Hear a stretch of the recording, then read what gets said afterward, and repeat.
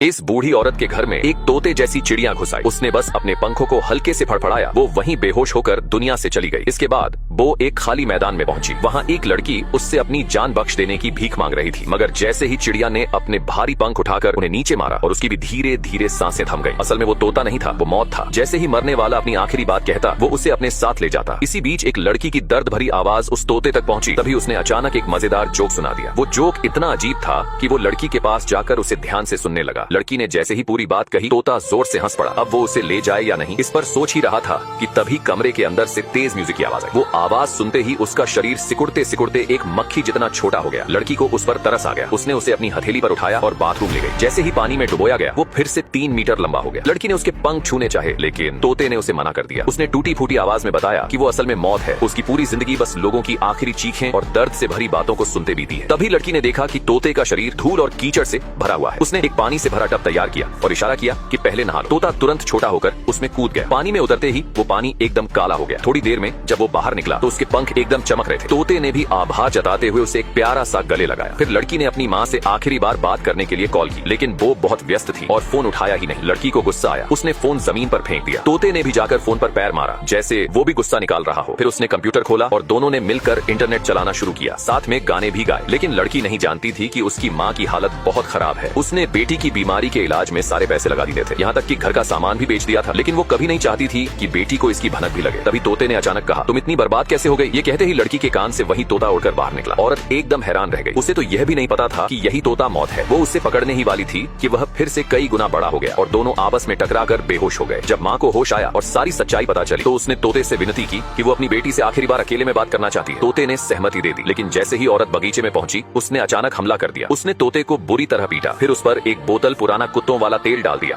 और उसे भूनने की तैयारी करने लगी। आग बुझने के बाद जब वो उसे दफनाने लगी तो देखा कि वो अभी भी सांस ले रहा है। उसने एक पल भी नहीं सोचा, झट से उस जली हुई चिड़िया को उठाया और चबाते हुए निकल गई। लेकिन असली तबाही तो अब शुरू होनी थी। बाहर की दुनिया में अब कोई मर नहीं रहा था। शहर में करोड़ों मक्खियां उड़ रही थीं। जो लोग दफन हो चुके थे वो भी चैन से नहीं सो पा रहे थे। एक दिन लड़की ने देखा कि एक सिर कटी चिड़िया बार बार खिड़की से टकरा रही है। तभी औरत का शरीर अचानक बढ़ने लगा, लेकिन अगले ही पल वो सिकुड़कर एक तिल जितनी छोटी रह गई। उसके कानों में मरते लोगों की आवाजें गूंजने लगी। एक मक्खी आकर उसके हाथ पर बैठी। उसने धीरे से हाथ हिलाया और मक्खी वहीं मर गई। औरत को सब समझ में आ गया। अब जब मौत नहीं रही तो उसकी जिम्मेदारी उसे निभानी होगी। उसने अपनी बेटी को उठाया और शहर शहर घूमने लगी। लोगों की आखिरी दुआओं को सुना, उनकी तकलीफें खत्म की और उन लोगों की रूह को चैन दिया जो दर्द से मर रहे थे। एक दिन वो समंदर के किनारे पहुंची। तभी उसके पेट में कुछ हलचल हुई और वहीं तोता अचानक उसके गले से उड़कर बाहर आ गया। माँ समझ गई कि अब बेटी को विदा करने का वक्त आ गया है। उसने मौत से आखिरी निवेदन किया कि बेटी को आराम से घर में विदा किया जाए। इस बार तोते ने कुछ नहीं कहा, बस चुपचाप अपने पंख फड़फड़ाए और लड़की की रूह को अपने साथ ले गया।